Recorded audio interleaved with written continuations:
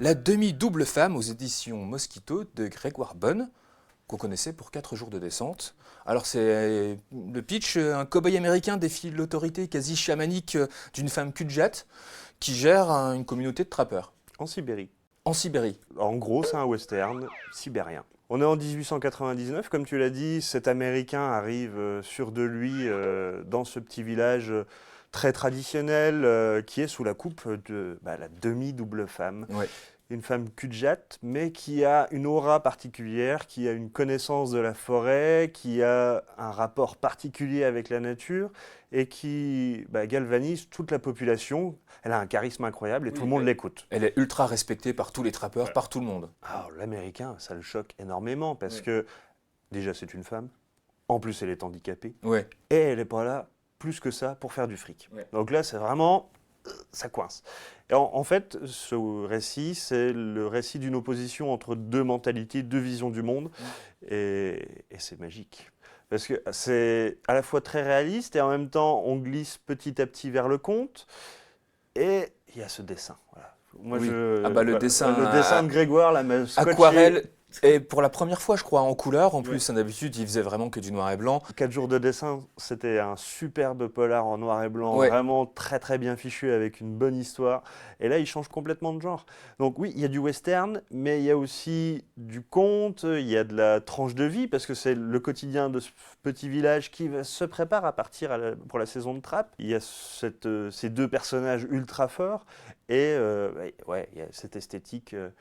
que je trouve hérité des grands peintres de l'Ouest américain. Donc il y a vraiment une esthétique assez forte. Des aquarelles, je ne sais pas, c'est peut-être de la gouache, c'est peut-être de l'huile, enfin il y a un effet de matière assez puissant. Et graphiquement, ça a tombé par terre. Moi, j'ai rarement vu un bouquin comme ça. Le seul petit reproche que j'ai, et c'en est pas un, c'est que c'est trop court. Moi, j'aurais pris... oui, c'est vrai que, surtout à la fin, je trouve qu'on reste sur la fin, elle arrive brutalement. Elle arrive assez brutalement, et c'est très cohérent avec le bouquin, c'est pas le souci. Mais... on est tellement bien dans ce bouquin, enfin tellement bien, ça reste l'hiver en Sibérie, donc voilà. Mais il y a vraiment une ambiance particulière et j'aurais pris 20, 30, 40, 50 planches de plus, rien que pour la beauté des extérieurs. La neige, les forêts, la toundra, tout est magnifique. Et c'est vraiment un... Il y a ce côté aussi un peu folklore russe, c'est pas galvaudé quand je dis folklore, contre-impérialisme américain. C'est vraiment, comme tu disais, deux cultures qui s'affrontent, sous-jacentes dans ce bouquin-là, qui est vraiment aussi intéressant. Et puis, comme tu t'en parlais, pour la première fois, la couleur de Grégoire Bonne, et cette couleur qui évolue tout au fil du récit, qui est complètement collée à son scénario. C'est vrai qu'au début, on est dans une ambiance intérieure très très chaude, très orange, et au fur et à mesure que le récit se dessine, on tombe à l'extérieur, dans des ambiances très très froides, c'est la neige, on perd en saturation de couleurs même, c'est vraiment très très bien fait. C'est très pensé. Grégoire a rien laissé au hasard, et je trouve vraiment un bouquin très puissant. Et moi il m'aurait fait 2 fois plus de pages, j'aurais été vraiment ravi. Mais non, c'est déjà excellent comme ça.